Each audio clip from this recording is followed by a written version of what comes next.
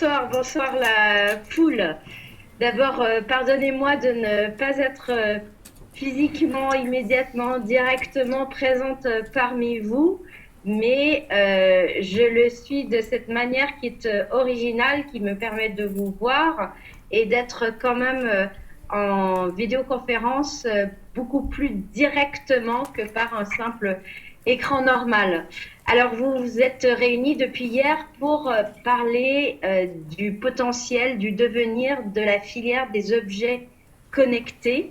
Et vous savez mieux que quiconque, parce que vous êtes certainement les mieux connectés sur ce sujet, à quel point ce secteur est en pleine expansion et qu'on peut attendre de lui des développements économiques très intéressants. Il se trouve que je suis convaincue qu'en ce domaine, notre pays a une véritable carte à jouer dans la compétition internationale, du fait d'un savoir-faire dans des domaines traditionnellement qui font que nous avons des atouts, des ressources, en particulier humaines, et qui, à l'heure des objets connectés, se révèlent plus encore être une force. Et d'ailleurs, le Consumer Electronics Show à Las Vegas a montré à quel point, en ce domaine des objets connectés, nous avions des entreprises innovantes en capacité d'être présentes en force et de remporter des prix d'innovation remarqués.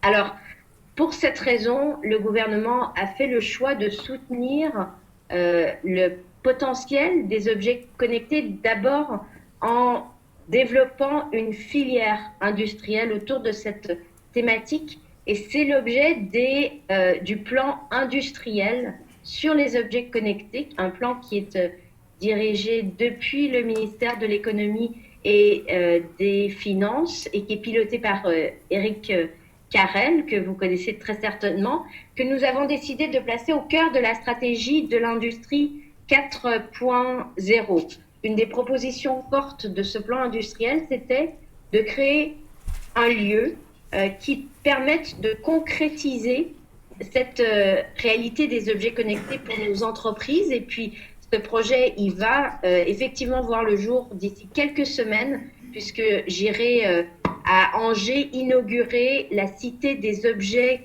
connectés.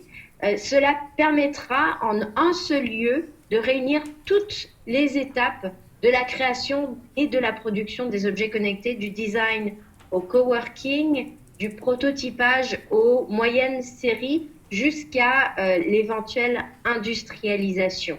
Donc cette fédération et des acteurs industriels et des processus de production, elle était une première étape importante. On parle souvent des objets connectés sous l'angle de la grande distribution, du marketing, de l'accompagnement commercial. C'est particulièrement vrai de leur potentiel dans le domaine de la santé. On en parle moins sur leur intérêt pour la réindustrialisation du tissu économique français. Or, au sein du gouvernement, nous sommes convaincus que l'insertion d'objets connectés comme briques technologiques dans des outils de production peut être source d'ajouts qualitatifs dans les capacités d'innovation de nos entreprises. Et sous l'impulsion de Daniel Nabet, il se trouve que le nouveau centre d'expertise et d'usage du CNRFID sera lui aussi inauguré dans 1 mois et demi. J'y serai aussi parce qu'il me semble important d'insister sur ces deux sources de création de valeur économique que sont les objets connectés dans la grande distribution et les objets connectés dans des process de réindustrialisation. Nous soutenons de manière générale la transformation des TPE, des PME en France par l'investissement dans le numérique. Et là aussi, l'équipement productif, il peut être l'équipement en objets connectés. Il se trouve que ce matin même, le Premier ministre a fait des annonces concernant l'investissement privé qui est très fortement soutenu. Nous allons mettre en place un dispositif de suramortissement à destination des TPE et des PME pour que puisse entrer en compte l'investissement productif. et puis les prêts potentiellement fournis par la BPI, la Banque publique d'investissement, et qui seront garantis, entre autres, par le plan Juncker de la Commission européenne, eh bien, ces prêts seront essentiellement tournés vers l'investissement des PME dans le secteur du numérique, aussi de la robotique et de l'électronique. Mais voilà des pistes qui doivent permettre aux acteurs économiques de ces secteurs de connaître un développement plus important encore. J'ai parlé des industries de production, mais le potentiel, il est aussi dans les services, il est dans le commerce, il est dans la ville intelligente, il est par exemple dans l'aéronautique.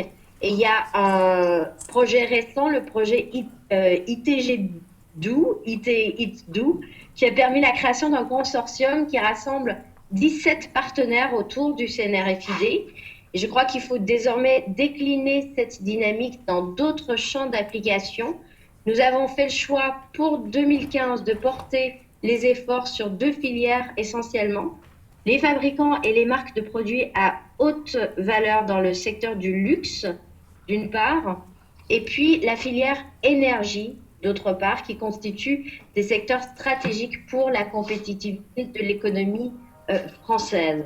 Donc voilà les orientations de travail posées par le gouvernement au sein du plan industriel sur les objets connectés. Un sujet de préoccupation concerne la standardisation technique applicable à ces objets. Il me semble essentiel que les entreprises, les industriels se fédèrent au niveau français, mais aussi au niveau européen, pour contribuer au débat qui anime la communauté internationale à l'heure actuelle concernant ces objets, concernant les réseaux à utiliser pour connecter entre les objets, mais aussi les objets eux-mêmes. Et j'aimerais que la voix française et la voix industrielle européenne se fassent plus entendre encore au sein des instances de discussion internationales. Je sais que vous avez abordé d'autres questions dans vos travaux, des questions qui nous interrogent aussi au plan sociétal, au plan éthique. Elles peuvent concerner la sécurité, la circulation sur les réseaux de communication d'un nombre incalculable de données, les questions liées à la protection de ces données, notamment des données personnelles, et à l'émergence des objets connectés qui utilisent ces données, questionnent notre cadre juridique actuel qui a été défini il y a plusieurs décennies, qui doit certainement être actualisé à l'aune de cette utilisation à attendre de façon massive des objets connectés. C'est vrai notamment sur la définition de la donnée de santé, un sujet qui est à l'heure actuelle en discussion à l'Assemblée nationale dans le cadre du projet de loi de santé. Et puis c'est aussi vrai de la responsabilité dans le cadre du partage automatisé des données. Tout cela, ce seront des sujets qui continueront d'occuper l'action du gouvernement et en particulier au sein du secrétariat d'État au numérique. Il va de soi aussi que cette action, elle porte sur les infrastructures parce qu'il n'y a pas d'objets connectés sans possibilité de connecter ces objets. Et puis à l'impact que peuvent avoir ces flux de données et leur stockage sur les data centers, sur la stratégie de présence de centres d'hébergement de données sur l'ensemble du territoire, et puis aussi l'impact sur les consommations énergétiques. Autant de sujets qui, là encore, occupent les membres du gouvernement à l'heure actuelle. Je parle de transition énergétique. La prochaine conférence des Nations Unies sur les changements climatiques qui se déroulera à Paris en novembre prochain doit être l'occasion de mener une réflexion approfondie sur cette thématique et peut-être plus généralement sur le rôle que doit jouer le numérique dans la transition écologique. Je travaille sur ce sujet avec la ministre Ségolène Royal. Je crois avec enthousiasme, et je constate que cet enthousiasme est partagé par les acteurs économiques, à la réussite de la filière française dans le domaine des objets connectés. Et je souhaite que nous fassions de cette filière un exemple de notre réussite collective, de notre capacité à nous fédérer, peut-être aussi un modèle de la méthode French Tech, qui est finalement une filière collaborative, qui est ouverte, qui est portée par l'innovation, par le design. Il y a certainement une French touch dans la manière de faire design au moment de concevoir des produits et des usages. C'est notre marque de fabrique et cette marque, elle porte désormais un nom, celui de la French Tech. On m'a demandé de conclure mes propos en anglais pour permettre justement une inclusion la plus large possible de l'ensemble des participants à vos tables rondes. Je me prête donc à l'exercice avec beaucoup de volonté. Simplement pour dire, dear friends, I know that in a few minutes David Rose and Bruno Bunnell will debate face to face about enchanted objects and companion objects. There's a French writer whose name is Alphonse de Lamartine. He wrote once that inanimate objects have a soul. That may be the case. I really doubt it. But what I know is that connected devices, connected objects, definitely have a reality and they have a real future in France and in the rest of the world. I believe that revolution is a real opportunity to reinvent whole industries to better protect human working conditions, for example, innovative ways to offer vocational training and new forms of employment will be necessary, but continuing the historical movement towards automation of the most difficult and straining tasks is a good idea. That's a way forward towards using technology for the better, for the general interest, and for the sake of the employees. This doesn't mean there should not be any political debate about these issues. We still need to convince probably a majority of citizens around the world about the potential use of connected device that will be a precondition for the development of a real international market. But I think we're on the good path.